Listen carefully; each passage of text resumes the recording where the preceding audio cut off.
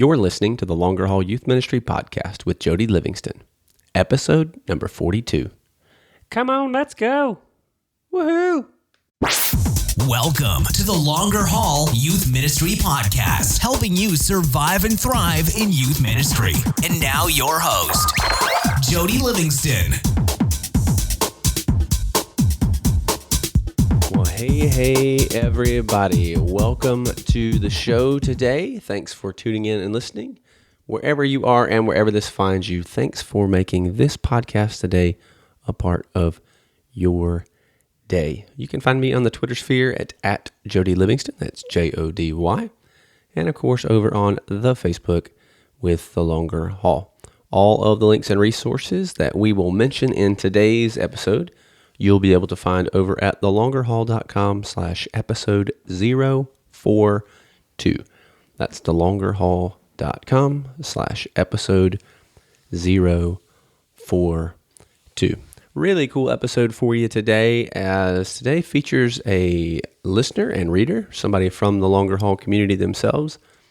Mike reached out to me a little bit back after a senior banquet and just kind of comes on the show to share his story about staying today. And so if you're particularly finding yourself in a place where you are considering leaving your position or moving on, I think you'll find today especially helpful and encouraging for you. So before we jump in here today, I want to let you know about something that we're starting here. Like I say we, as in you and I, here at the Longer Haul, particularly with the podcast that we're going to call a stay story.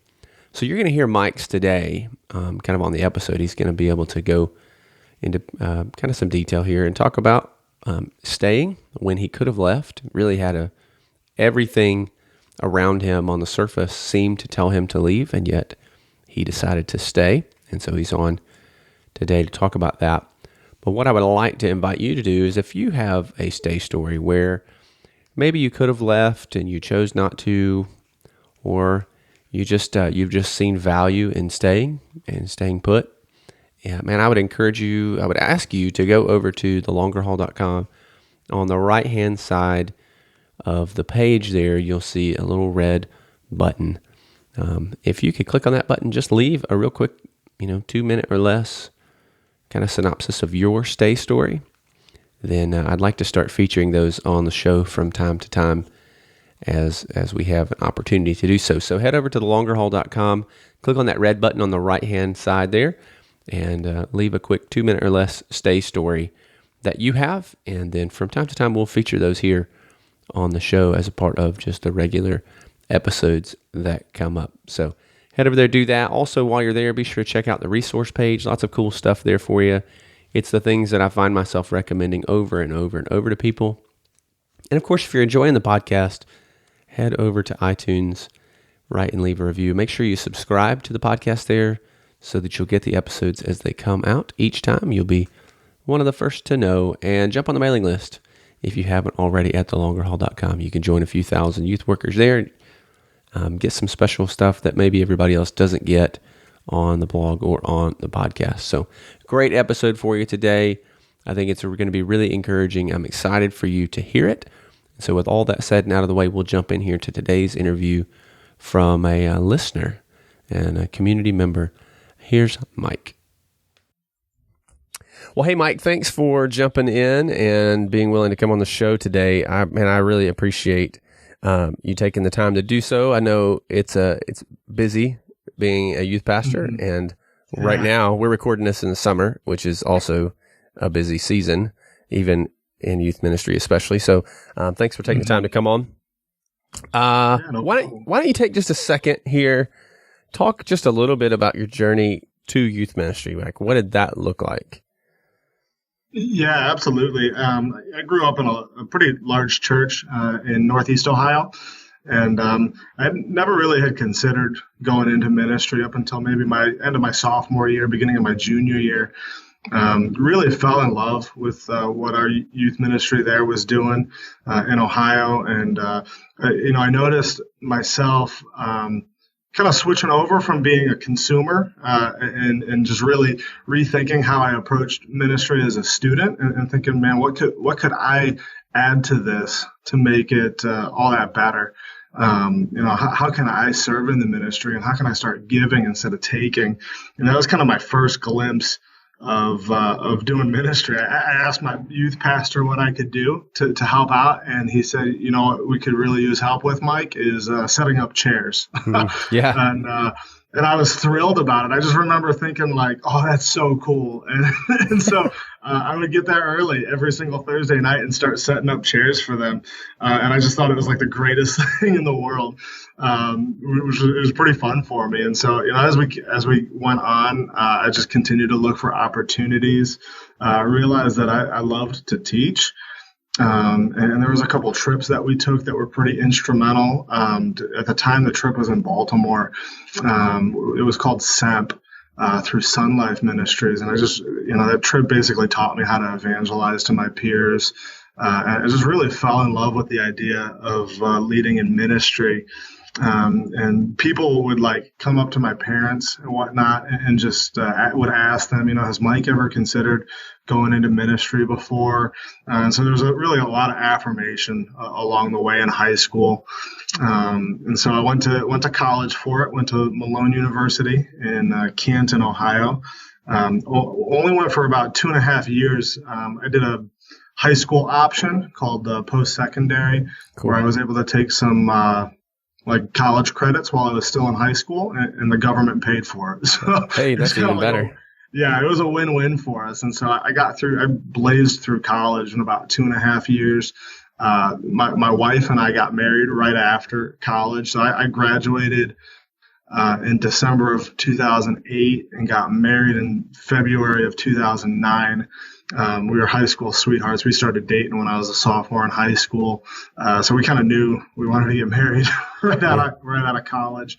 And so didn't know my last semester, didn't know where I was going, knew I was getting married, but had no job or anything. So that was quite a journey for us, a little bit of an adventure, but we kept praying about it, and God really provided open doors. And so my first job as a youth pastor was actually as a part-time youth pastor at a real small church kind of close to where I grew up, about 10 or 15 minutes away from where I grew up. So it was nice to be able to go back home after college and start ministry there. And once again, a part-time, I was thrilled about it. Just absolutely ecstatic about the opportunity there. And that was kind of my first taste of youth ministry and getting into it and kind of really seeing, is this for me, and is this what I want to do? So really enjoyed it. Really loved it. I got super excited about it. Also worked full time at Joann Fabrics. Hey, there you go. Their distribution center. I was actually an inventory clerk at their distribution center, and so it was my tent making job. Sure, it paid the bills, and that's what I did. It's funny because that job was the full time job, and my youth ministry job was the part time job. And people would ask me, what I did, and I told them I'm a youth pastor, but I do inventory work on the side. Yeah. Because that just was my attitude towards it, and that's what my goals were and what striving. So that's how I got into ministry. Just through the high school years, very formative years. My youth pastor was a huge influence on me, and just kind of guiding me through those steps on what to do. Just really instrumental in giving me opportunities. I think even my senior year, I got to teach youth group a couple times. Through college, I got to teach it a little bit at my old youth group. Had an internship there. That's kind of the journey up until that point. No, I think most listeners can relate to a lot of that. I think, a couple things that you said that I hear a lot, which is good, is there were other people kind of confirming your call and speaking into that, and that's so helpful. And then obviously a youth pastor who invested there and provided opportunities, but really you kind of sought out some things pretty early on. Mm-hmm. And we're grateful as those opportunities came, and didn't really feel like setting chairs up was beneath you, I really want to be in the sound booth and or whatever. And then, when I first started in youth ministry, I was volunteering as a youth pastor at a church, and I was working several jobs, and the same deal. Even later, I was a part-time youth pastor at a church. My full-time job, I was a team director at a nonprofit, and every year the evaluations would come up, and okay, well, let's make a career plan, a path for you, and well, my career plan and path doesn't really end here. I mean, this is great, and I love what I do, but it's not really my goal in life to work here forever. Sure. And so I think there's always a part of that and that's part of the struggle of being kind of the bivocational volunteer, is that oftentimes the job that you're spending the most time at is not necessarily the job your heart is in as much. And but at the same time, I don't know about you, man, but for me, like those part-time years for me were some of the most fruitful years of my ministry. Yeah. And you learn a lot about yourself, and you learn a lot about your calling, and the confirmation of your calling in and through that as well. Yeah, absolutely. I totally agree with you, Jody. I think I learned so much in those beginning years. I look back at stupid mistakes I made or decisions, and learned from those, learned what worked, learned what didn't work. But like you mentioned, I think I learned mostly about myself. There was a huge transformation time for me then, especially when, my identity was wrapped up in being a youth pastor. I think in college, like that was who I was. And I think through that time and even my current position, I've learned that like my identity is in Christ. And it's not being a youth pastor necessarily. And I think that's given me a lot of freedom to be able to do that work. And, so absolutely just learned a ton about myself. And I remember sitting down with my old youth pastor one time, and we were just working out like my call and trying to figure out, okay, am I called to this? Is this something that God has for me? And something that really stuck with me even through the years when we talk about like calling is, he had mentioned three things that he kind of felt like the Holy Spirit worked through. He said opportunity, giftedness, and affirmation. Do you have opportunities? Like, has God opened doors for you?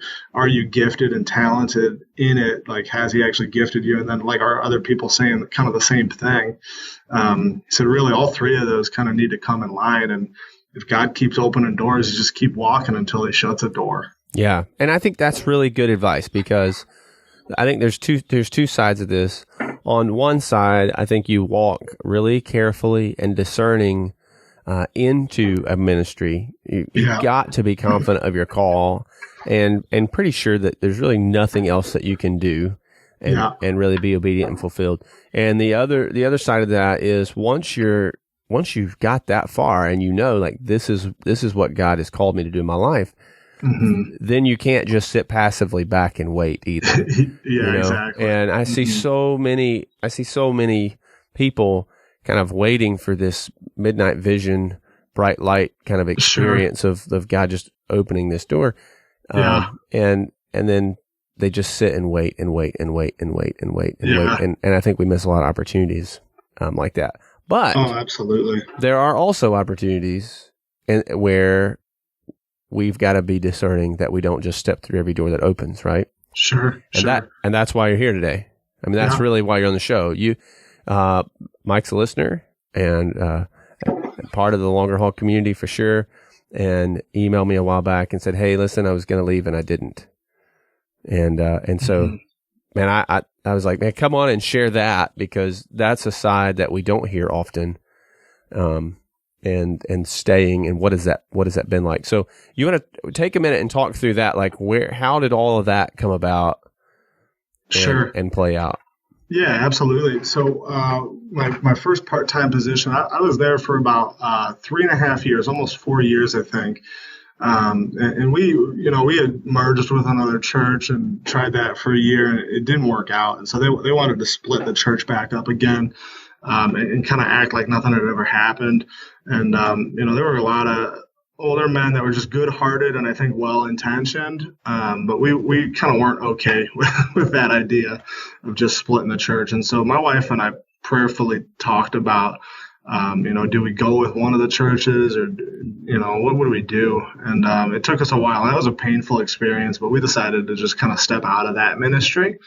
And take a break for a while. We certainly needed to heal because we have been hurt a lot just by some of the decisions that were made. And they weren't even personal decisions pertaining to me, but just how some of our leaders were acting.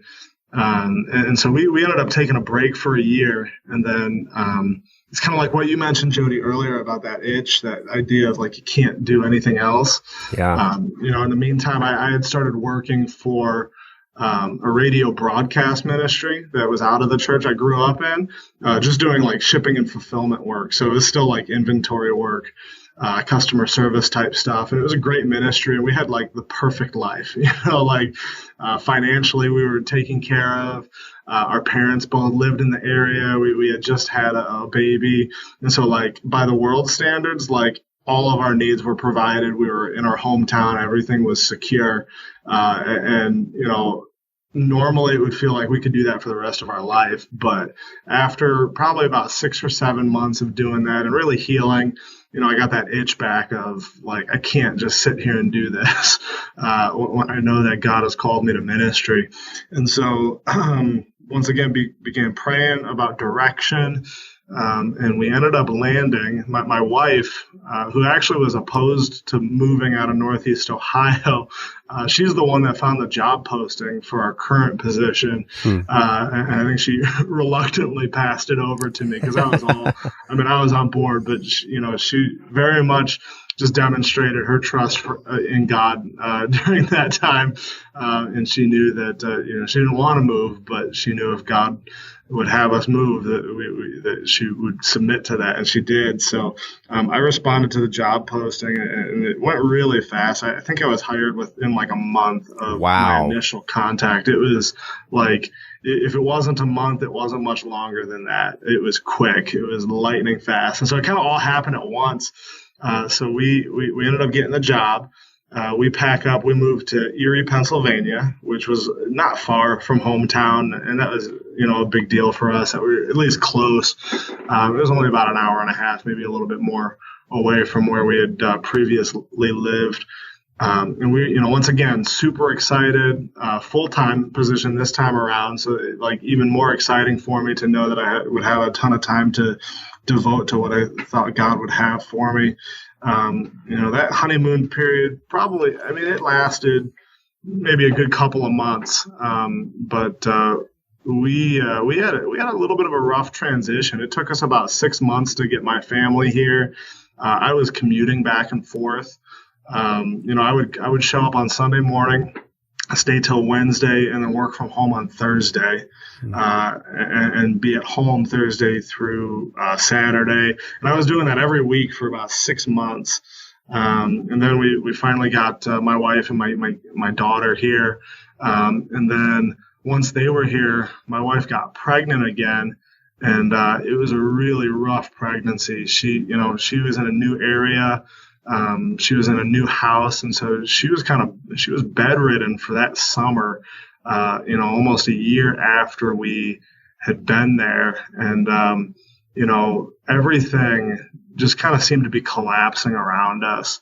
It just super hard transition.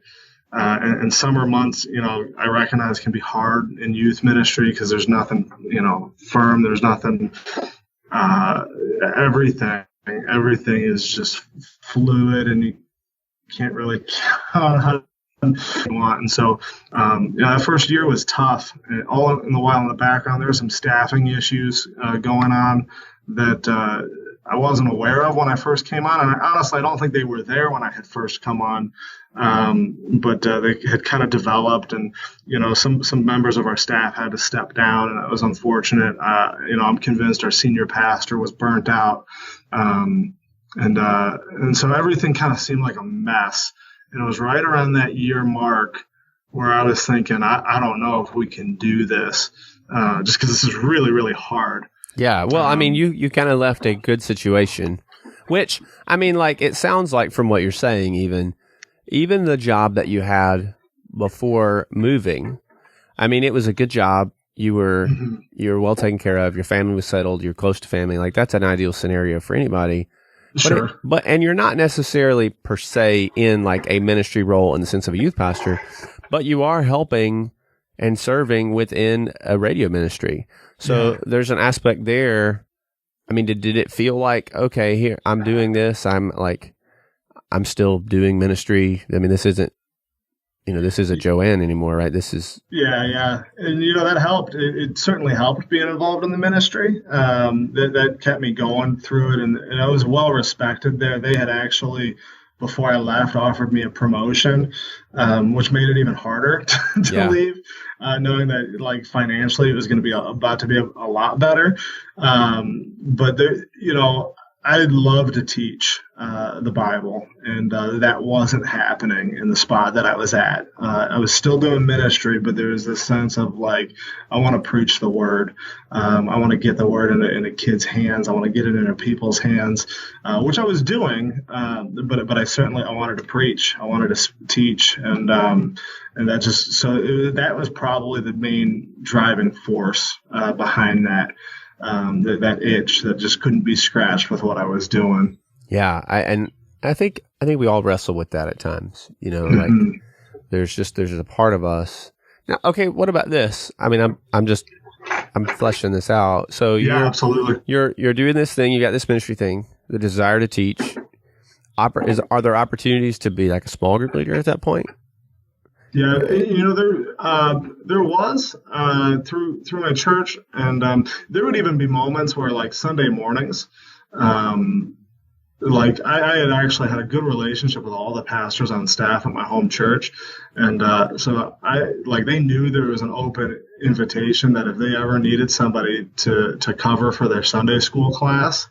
I told them I'd be willing to do it if they would have me, and there were a few of them that did take advantage of that. And so there was a handful of teaching opportunities, there every once in a while.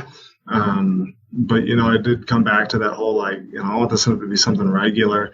From a small group perspective, I actually never really considered that. I never did think about that from a volunteer standpoint, but.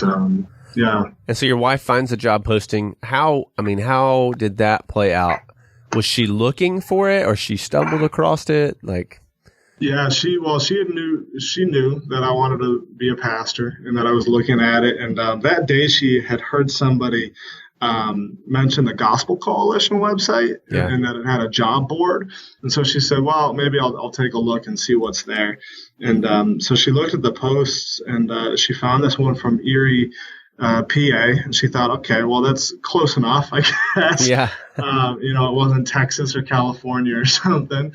And she actually started listening to the sermons from the senior pastor, and she thought, well, this guy's pretty good. This would be good if we could land on a spot. We align theologically, and she did all this research, and then she sent it over to me. So she did her due diligence. Yeah, she said, you got to listen to this guy because he's pretty good.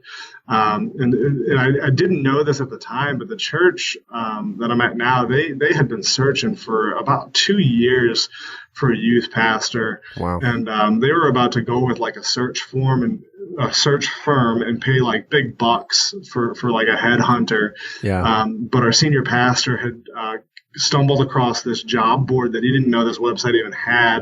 And he said, kind of as a last ditch effort, decided, well, let's go ahead and throw this up there and see what happens. And it was that same day that my wife had been perusing. And so, they had posted it the same day. It just happened to come across it on that day. It's just kind of God's hand kind of involved in all of this, directing our steps. And, I applied for it, and the rest was history at that point. So new area, new church, you're commuting back and forth, which I think, that's pretty common for a lot of folks as they move with families. Yeah. Mm-hmm. You get there, wife ends up pregnant, having a rough pregnancy. Those early months, though, how was that? What were kind of some of the things that you were dealing with and trying to navigate, aside from the obvious, showing up on the ground, like, man, first day? Yeah. Well, yeah, it was fairly brutal in the sense that, my wife and I had never moved away from home. This was our first time away from home. And so there were, like you said, the normalcies of that. But even just trying to figure out how to do ministry in a full-time capacity, getting a little bit of, which I think I've come to see as normal, but getting a little bit of backlash as far as changing things up. There were some students that weren't too happy about some of the things that I was doing or how I was different from even the interim leaders that they had. Yeah. And, they voted with their feet and left and, Sure. and let me know it. And so just part of the normal part of transitions where, not everybody's going to be happy with you and not everybody's going to be on board with the direction that you want to go. And this was kind of the first time. I'm a young guy, first time experience and all that, 25 at the time, not knowing necessarily how to handle some of that stuff.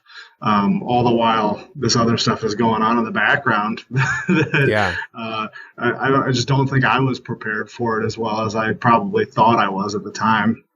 So staffing changes come after you've been there, probably around the time you're kind of starting to at least get your feet under you. Yeah. From a ministry perspective, and then the staffing changes roll out. Yeah, and I'm telling you, there was like a heavy cloud over the offices when that happened. There's just a sense of, man, nothing's stable. I didn't know where our senior pastor was at as far as what he was thinking, and he'll even tell you now he was burned out before all this stuff with the staff happened, and so when this happened, it got even worse, and so with that staff turnover and our senior pastor kind of just absolutely burnt out, there's a sense of mine that, first of all, my job's not safe. From my perspective, I was assured that it was, and I trust that was true. But even from my spot, thinking, man, who knows? But then also the thought in my mind of, even if it is safe, do I want this? Do I want to put up with this stuff? And so really mentally just wrestling with a lot of that stuff at that year mark. And the worst part about it was right at that year mark, when all of these questions are going through my head, I remember thinking, boy, if I could get out, I don't even have a way out. That morning, I found out that my old job opened up at that radio ministry. And I actually inquired about it. I did shoot them an email and asked them if they'd ever consider taking me back.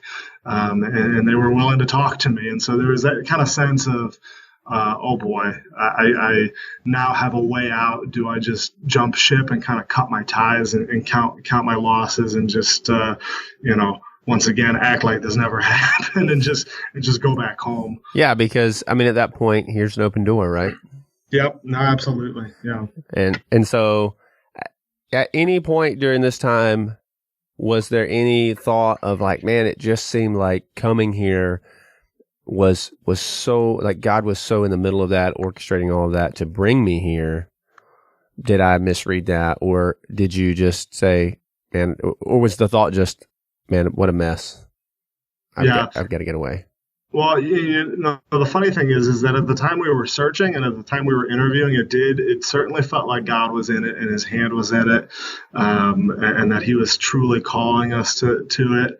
But once that year mark hit and those doubts started arising in my head, I think I really psyched myself out a lot.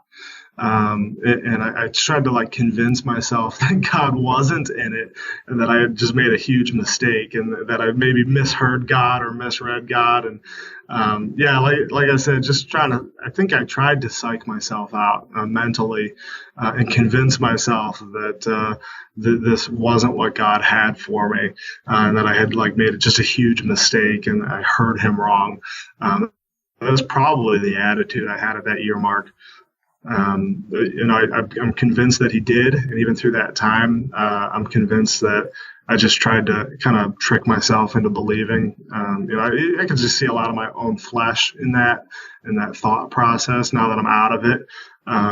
just looking back and kind of reevaluating, I certainly think that my own sin kind of came into play and was just trying to take the selfish way out. Yeah. And where's your wife at? Where's she thinking when all this is going down? Yeah, the interesting thing is, she was a little bit, she had always been willing to follow my lead and to just do what I felt God was leading us to do. But she was a little bit more hesitant than I think I was. More times than not, she would say, Mike, I know this is hard, but I think we need to stick this out a little bit longer. So she was the one that was hesitant to leave in the first place, and now she was the one that was hesitant to consider going back. She would challenge me on that. She'd say, if you really think God brought you here, maybe going back isn't the right answer. And so it's just, she has been proven to be wiser than me throughout our entire life. She was a real baby Christian when we first started dating, and I was like the super mature one. And I tell people this all the time. At one point, I remember watching her surpass me in spiritual maturity, and I've never been able to catch up since. That's awesome. Yeah. So, but you're still there, right? Yeah. And how long has it been now since all of that? Yeah, it'll be 3 years in September. And so we're about 2 years after kind of that big mess. Yeah. So you're kind of ahead of the curve here. I mean, from what normally happens. Normally, the things that you're dealing with a year in normally don't come until about the 2-year mark. And so you kind of accelerated that a little and walked through some mess. So was it, I mean, your wife convinced you to stay? Yeah, well, she was part of it. She was instrumental. We, believe it or not, Jody, when there was really like this one weekend where this all kind of culminated. It was, on that Friday, I think I had emailed my old job, and they emailed back that day saying that, they would talk to me. And then I think it was like that following weekend, like that Saturday or Sunday, I had actually stumbled across your website for the first time. And I had read, I don't even remember what I read. I can't even recall. There was like an article or a blog post. And, but I could totally see the whole mission of your website being, a desire to get pastors to stay. And there was just this real sense of, I have no idea who this guy is, but he's on my side and he's rooting for me. And that left like a really lasting impression. I think one of the things that I learned from whatever that blog was that I read was that like the stuff I was going through was normal. I was not an exception. And then like I read it that morning, and then that afternoon I had gone out to lunch with my former youth pastor. And I was like trying to convince him all the reasons why I should go back. And he laid into me, he kicked my butt in the best way possible and just told me, Mike, like, you got to give yourself a break. This is all normal. And he was like saying, I just remember him saying like all the stuff that I had read on that blog that morning. And like, he didn't even know that I had done that. And so it was like this real weird moment where it was like, you've been following me, haven't you? He had said that like this happens to all pastors. And he said he doesn't know a pastor that just had a golden streets paved for him in that first couple of years.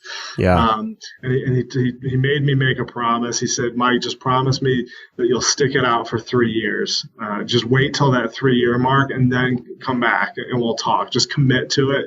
And something I learned from that conversation was that like I could not change our circumstance at the church. I wasn't going to change the way that I felt about everything, but I could make a conscious decision that no matter what happened, I was going to stick it out. And so kind of through that conversation and through what I had read on your website and even my wife encouraging me, it was that following Monday that I had just made that commitment that, no matter what happens, I'm going to stick it out and I'm going to wait and I'm going to stay, and we'll reevaluate here in another year or a couple of years. So yeah, that's what happened. That's so good. So typically, and I've talked about this and written about this, there's these benchmarks that we kind of hit where, that first 6 months, just trying to get our feet under us, figure out who's what and who's who. About a year in, we typically start, that's when we really start making some changes and kind of people kind of starting to figure out what they have and what we have. But then somewhere around that 2.5 year mark is usually where things go crazy. And beyond that, that's where things really start to cement themselves, and you finally start to see what you're building, and kind of all of a sudden you start to see the light, at the end of the tunnel, if you will. Yeah. And I think that's really wise to stay beyond that, and you've got to know that that's coming. And look, I mean, Mike, I'll be honest, like, this isn't the last time that you're going to deal with that, Sure. If you could stay in the same place for 15 years and you probably have, there's going to be moments where things get crazy and you're ready to throw up your hands and walk out again. And so learning along the way, like you have, that staying, is worth it at times. And look, are there reasons to leave? Sure. Okay. There are absolutely reasons to leave. But I don't think that those happen very often. And, if you're in a really unhealthy place, if your family's falling apart, if you're wrapped up in some kind of sin, or, obviously if you're asked to leave, there's things like that. Yes, absolutely. But, but for the most part, man, when God calls us someplace, he doesn't necessarily call us there because it's going to be easy. Yeah. Yeah. And so, I mean, I don't know of any real example, even in Scripture, where God called somebody to do something that was easy, that didn't come with difficulty. And that's what I was thinking throughout that whole process, as I was just evaluating, was, God called us to be faithful and obedient. It's not supposed to be easy, and it wasn't easy. And, at that year mark, I do think, like, looking back, we had justification to leave. Like, we had every reason to leave, and I think it would have been, nobody would have looked at us and kind of looked down on us because we left, given the reasons. And so it was nice to be able to say that I stayed, even though we had good reason to leave. It wasn't, I don't feel like it was unjustified at all. Sure. One of the amazing things, this kind of showed the leadership. I forgot to mention this, just the leadership of my senior pastor is, there was a point where I was just like expressing to him my hardship, and I was like in tears because of how hard everything was and how I wanted to just go back home. And at one point on that Friday, he had asked me, like, well, Mike, like, even if you wanted to go back home, do you have a way to get back home? And I was like, oh, great. Here, like, I'm not going to lie to my senior pastor. Like, he's basically asked me if I have a job opportunity waiting for me. And so I did tell him almost reluctantly that, like, there was an opportunity that I was possibly looking into. And here I'm thinking, like, oh, man, I might get the boot right here. Yeah. But, he looked at me and he said, like, the most shocking thing, he looked at me and he said, Mike, you owe it to yourself to look into that if you really believe that's what God has for you. And it kind of, like, took me back. I was surprised by the response. But just really showing his leadership and knowing that, like, once again, the reasons were justified for going back. But we did choose to stay, and I'm glad we did, especially looking back. I can honestly say that would have been, like, one of my biggest regrets. I think if we did, I can't say for sure. But knowing what I know now and seeing kind of the ministry that's been done, and just the students we're reaching and the leaders that are reaching other students, I would have missed out on so much if I didn't. And boy, if I could talk to myself 2 years in the past, I would say don't even consider it, because there's so much, there is joy and just, heavenly blessings from the work that we're doing. I'm so glad that, that would have been the biggest mistake of my life, I think, if I had made that decision to go back. How long has your pastor been there? He's been here. Let's see, I think he's coming up on his 7th year. He was only here for about, I think, 3 to 4 years at the time I was hired. Gotcha. That's just me being curious. Yeah. And I think that was part of the issue with the staff. Like a lot of, there was just a ton of turnover. Yeah. When he came on, and that created issues. And so our staff, like even now, it's an old church, but our staff is relatively young. Yeah. I don't think we have many people on staff that have been here more than 6 or 7 years. Yeah, that similar thing happened here where I am now. Our pastor, I think at this point, is 8 years in. No, maybe 8 or 9 in, and we hired we brought a new guy on staff last year into a new role, and so he's been here a year almost, and then I'm the next newest at 6.5 here. Okay. And everybody else has been here, somewhere in the spectrum of that, really. So yeah. I remember when I had come on, we, my senior pastor was here for about 4 years. Worship guide, children's director were all hired under him. Another adult discipleship pastor was hired at the same time I was. So we had like 5 key roles that were all here, like under 5 years. And I think we were just trying to figure out how to do this and how to work together. And it's at the point now where I feel really good where the staff is, but it wasn't. I mean, that chemistry was not always there. Well, it makes a big difference, man. Oh, absolutely. It makes a big difference. Yeah. Mm-hmm. Okay, so here you are. You've stayed. What are some of the benefits? What are some of the things that you've seen? Like what was it that said, "Hey, I need to email Jody"? Like, Well, specifically, this was something that kind of had been in the back of my head for a while. I thought that guy probably could use some encouragement. Like he needs to know that his website reached out to me and he doesn't even know who I am. So it kind of had been in the back of my head for a while. But it was this year. Every year we have like a senior night where we just kind of celebrate the class, that year's class as they graduate. I love doing the senior nights. And so this past one had been my third one. These seniors had been with me, for 3 of their school years, most of their high school career. The girl that gave, we typically let one of the seniors give just kind of give their story, give a speech. And I always try and tell them, hey, this speech, we want to just encourage the younger kids to just stick it out in youth group and make it a priority to just be involved in the ministry to some capacity. And so this girl, I wasn't sure, well respected. But when she got up there and gave her speech, gosh, I was almost in tears. I'm like getting choked up because of how she's talking about the ministry and how much of an impact it had on her. And I had no clue. She was faithful to the ministry and attended regularly. And that's why I let her kind of go up there. Super articulate. But when she shared just some of the stories to the rest of the youth group about specific stories about how our adult leaders were there for her and at a drop's notice and, stuff I had never even heard of before, there's just kind of this light bulb of, wow, this is good stuff. Yeah. That God is doing through these kids. And I have never experienced so much joy in ministry as I had that night to that point, and seeing like the kids celebrate this graduating class and seeing, wow, God really is working through this ministry.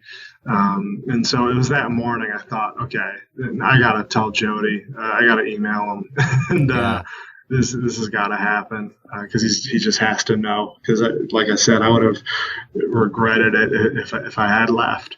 And to be able to stand on this side of it and look at it and say, yes, times are still hard and there are moments where, there's things I got to do where I don't like my job, but it's worth it. It's so worth it for what God's doing and how he's working. Yeah, and man, I'm telling you, that was really encouraging to me. So I appreciated the email so much. Yeah. It was really encouraging to hear and to read. And I showed my wife, like, look, see, people are reading my blog. Yeah, she just rolls her eyes. Sure. Yeah. Okay, so what are some of the things that you've seen? I mean, the share night obviously was a big deal, but like, what are some of the things that you're seeing and experiencing that you feel like you wouldn't be if you had left, or even beyond, maybe even beyond yourself? Like, what are some of the things that you feel like the ministry and the students are experiencing that that they wouldn't be otherwise if you had left? And I know that's all kind of hypothetical. Sure. No, I think one of the huge things is we really prize ourselves in the ministry on relationships and being super relational. And so we've got such a good crew of adult leaders. I've always said that, like, when people graduate, I love it when they tell me, that I've had an impact on them. But I love it more when they say something like, Mike was good, but this adult leader, the Sarah or the Holly or the Jen or the James or something, those people are the ones that have had a real impact on me. And so I've seen our leaders just kind of go from being like chaperone type roles to really engaging in ministry and engaging with these students and, taking them out for coffee and going and having lunch or dinner with them. And just like, I'm seeing stuff on Facebook and pictures and whatnot of students hanging out with these adult leaders, and I didn't even know about it. And so it's fun just to be able to put those just positive adult role models in their life and like have them point them to Jesus and continuing to point them to Jesus. And I've had parents come up to me before and say stuff like, I don't know what you're doing, Mike, but like my daughter or my son so appreciates this adult leader for taking the time to reach out to him. And parents will tell me all the time, like, my kids don't listen to me, but they'll listen to so-and-so.